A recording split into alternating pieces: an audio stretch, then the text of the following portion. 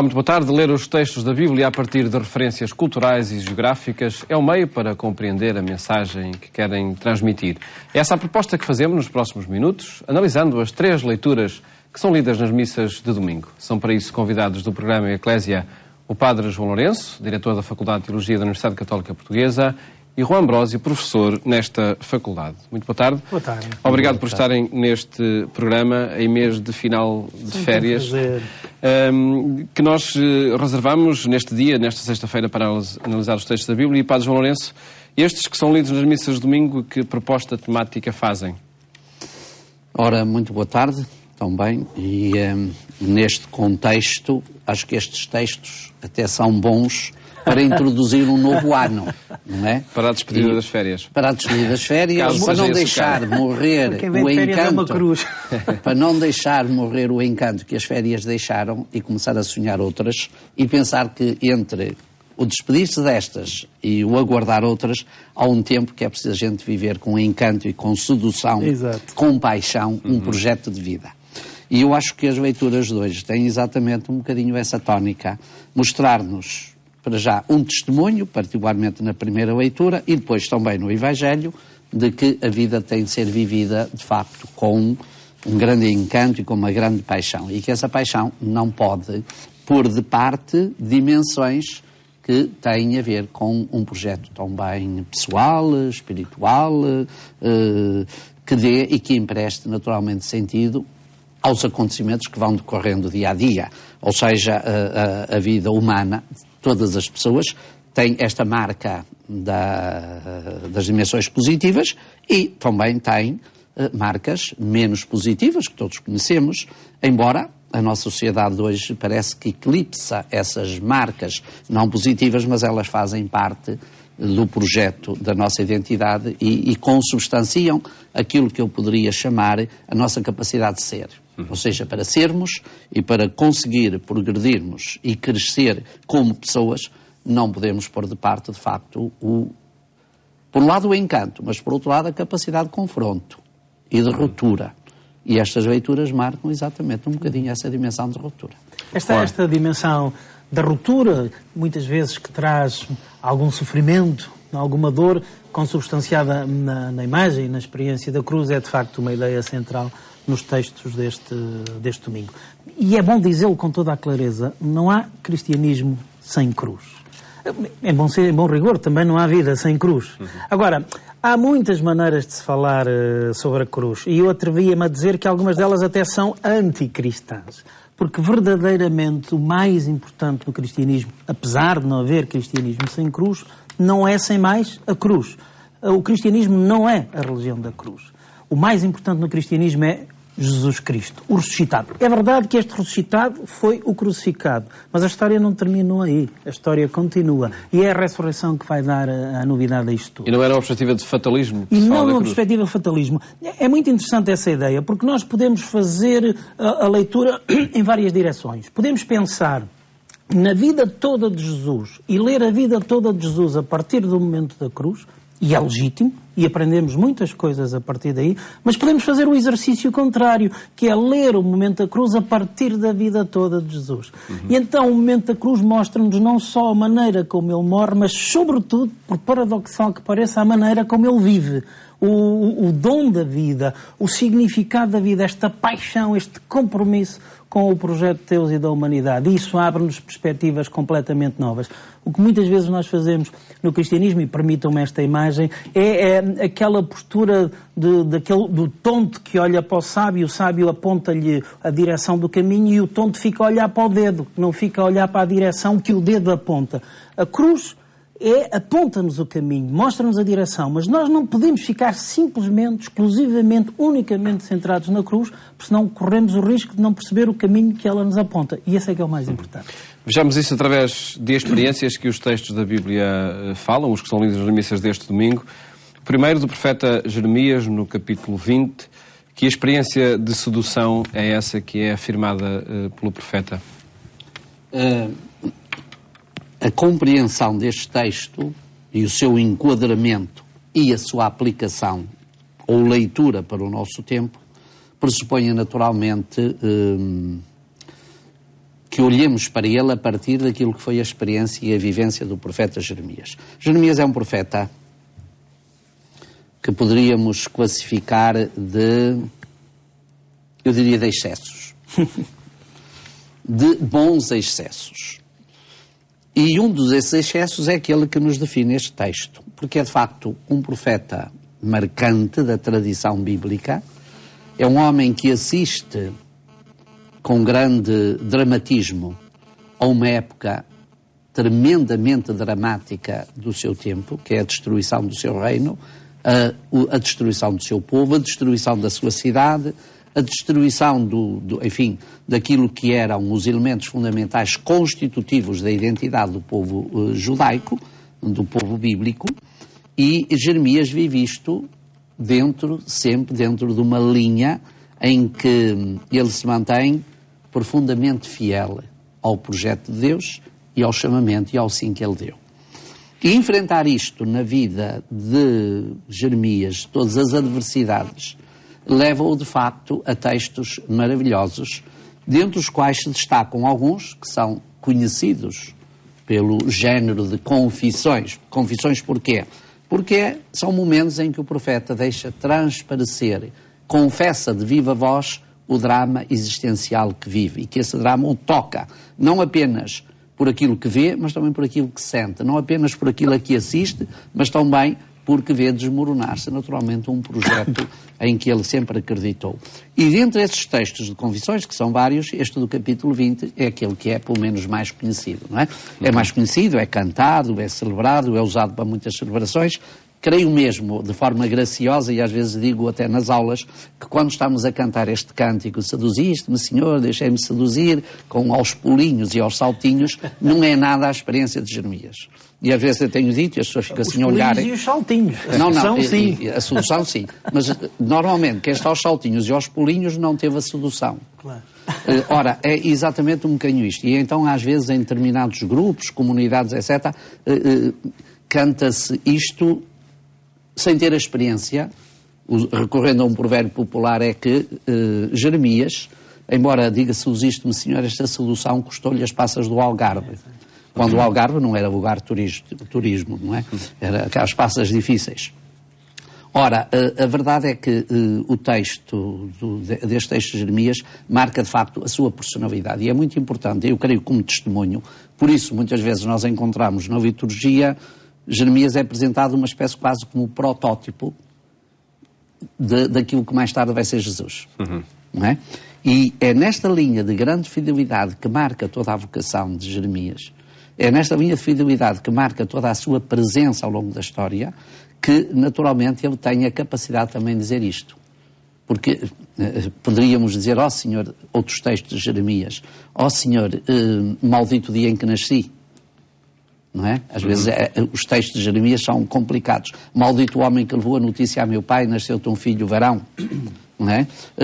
Não pedi nada emprestado, não devo nada a ninguém e todos reclamam de mim.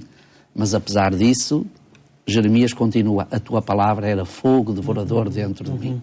A tua palavra era encanto, a tua palavra era de facto sedução. E esta sedução do encanto que a palavra tem e que lhe abre horizontes e compreensão para a vida e um horizonte de vida, que Jeremias pode naturalmente narrar isto. E eu creio que muitas vezes, e aplicando isto um bocadinho ao nosso tempo, em momentos de desânimo ou em que as pessoas não veem à sua frente, em virtude das circunstâncias sociais ou pessoais em que estão envolvidas, não veem em frente um horizonte, o testemunho de Jeremias continua hoje a ser naturalmente notável e convidativo. Por isso esse texto acho que seria bom que o meditássemos e que as comunidades o aproveitassem bem. Este enquadramento que o Padre João acaba de fazer do contexto da profecia de Jeremias, com muitas daquelas declarações em que mostram o desânimo, sublinham ainda mais a importância desta sedução. Porque é verdade... A experiência crente hoje. Exatamente. E esse é um dos traços identificativos da experiência crente. Apesar de todas as dificuldades, não são as dificuldades que nos cativam. Nós sabemos que elas são inerentes. Mas verdadeiramente o que a experiência crente tem de ser. É uma experiência de sedução. E não temos que ter medo da palavra, deste jogo da sedução, de um Deus que se atreve a atravessar-se no nosso caminho e não com a intenção de nos esmagar, de mostrar como somos frágeis, como não prestamos, mas com a intenção clara de nos seduzir. Claro que a sedução só funciona se a outra parte se deixa seduzir. E esse é o jogo de ser crente, não é? Um Deus que me quer seduzir e eu que me deixo seduzir. E é essa sedução que depois vai dar sentido e permite enquadrar todas as dificuldades que vêm daí. A vida do profeta é disso um claro testemunho e os textos acabam por também fazer eco dessa experiência. E este texto também diz isso. Começa pela sedução e depois mostra as dificuldades. Ora, isto é também o essencial do cristianismo. E ligando isto à dimensão da cruz que vai aparecer, isto devia ser para nós um alerta. O que é que nos seduz no cristianismo? É a experiência da cruz sem mais? A experiência da dor e do sofrimento sem mais? Se for isso, estamos no campo da patologia e isso tem que ser tratado.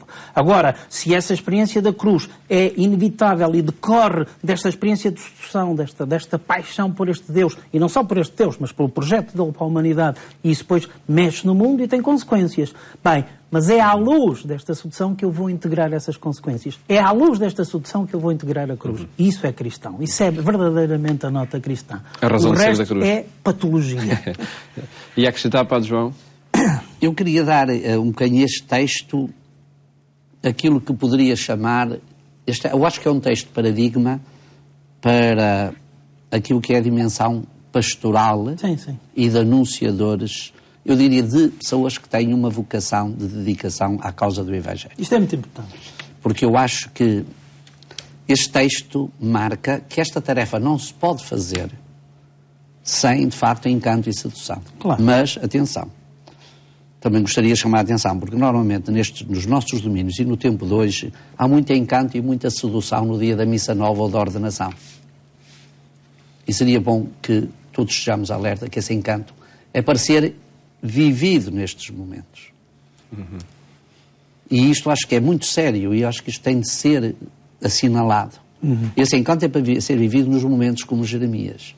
Não é apenas no dia do aniversário, quando há muita festa, pois, não é quando estão todos a bater palmas, quando estão todos a bater palmas à nossa volta. Aí é tudo fácil viver-se encantado e seduzido. Mas é importante vivê-lo nas horas difíceis. Claro. Que mesmo nas horas difíceis, esses momentos não façam esmorecer este encanto. E eu acho que é assim, eu sempre classifico Jeremias como o profeta do drama vivencial e existencial. E eu acho que este drama deve ser assumido. Qualquer vida tem. Qualquer vida tem, é assumido e é muito bem. O resto são iogurtes melados. Façamos a ligação com o segundo texto que é lido nas missas de domingo, a Epístola do Apóstolo São Paulo aos Romanos, e o que é necessário fazer todos os dias, Padre João Lourenço, é discernir, segundo a vontade de Deus, o que é bom, o que lhe é agradável, o que é perfeito. Quer dizer, isso também é necessário, mas eu retomava dentro deste espírito das leituras a outra frase: não vos conformeis a este mundo. Eu acho que é esta palavra que ilumina muito bem o caso de Jeremias, e Jeremias ilumina muito bem o caso disto. O cristão é exatamente, a nossa tradução tem de não vos adapteis. Eu de facto não gosto da palavra adaptar-se, mas gosto da palavra conformar-se. Não vos conformeis. O que significa, de facto, que o cristão é aquele que não se conforma. Tem anseios, aspirações, tem projeto, deve ter projeto, que vá para além das matrizes, das perspectivas, dos lugares comuns que lhe são oferecidos cada dia. E esta é a função da fé.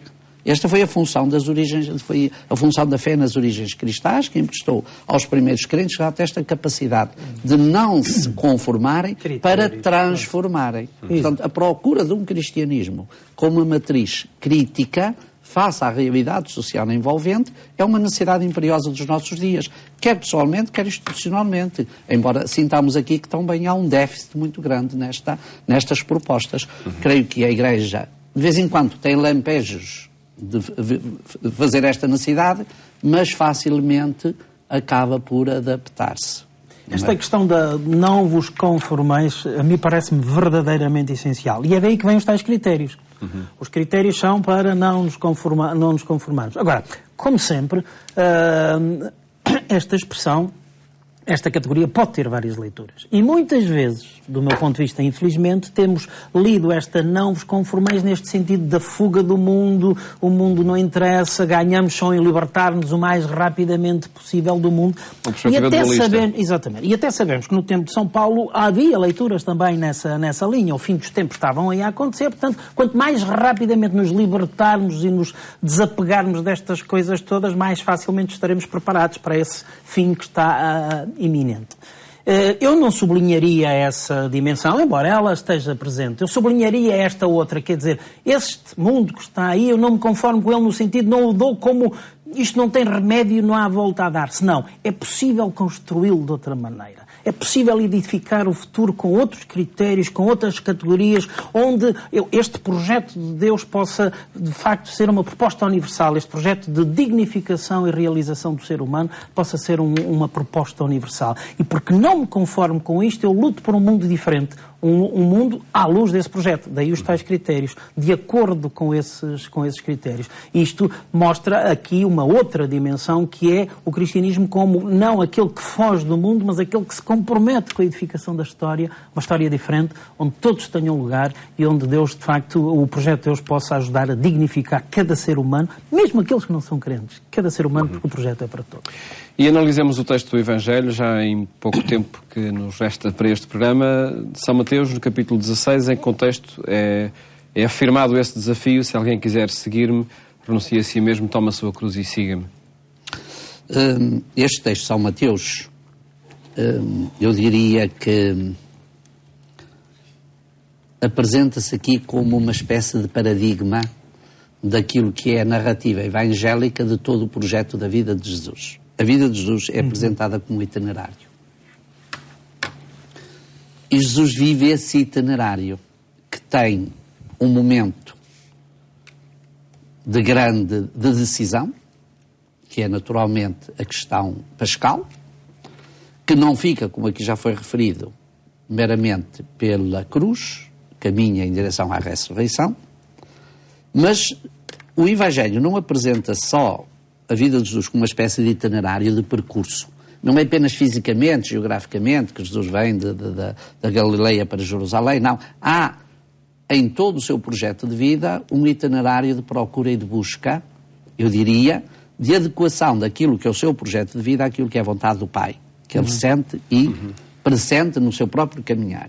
Mas ele próprio propõe àqueles que lhe estão próximos, e a Igreja assumiu nas origens esta mesma dimensão, propõe àqueles que estão próximos exatamente também um projeto de vida que é um itinerário, que é uma caminhada. E por isso o texto situa-nos os momentos importantes, duas coisas. Pedro, que não se conforma a isso. Pedro quer estar instalado e conformado com a situação em que vivia. No fundo, que é dito, o projeto dos homens.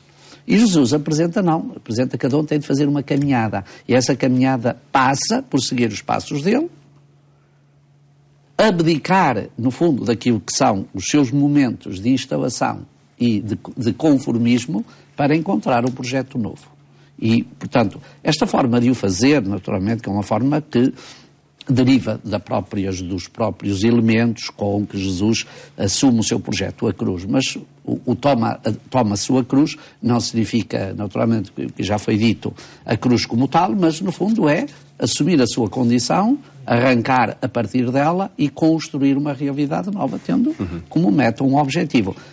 Mas chamaria um bocadinho a atenção que é muito rica esta dimensão itinerante, esta dimensão de procura, de busca, de não conformismo, não ficar parado nem maniatado, não se deixar vencer pelas adversidades envolventes. Isto até ao nível social muitas vezes acontece. Muitas vezes nós temos realidades e carências sociais que resultam exatamente de uma espécie de paralisia que se instala nas pessoas que acham que tudo tem de estar construído para elas e que elas pouco têm de construir para si próprias e para a sociedade em que vivem, não é? E eu acho que este dinamismo é extremamente significativo. Voltamos aqui a olhar a cruz não como um destino, mas como um caminho, não é? E é muito interessante.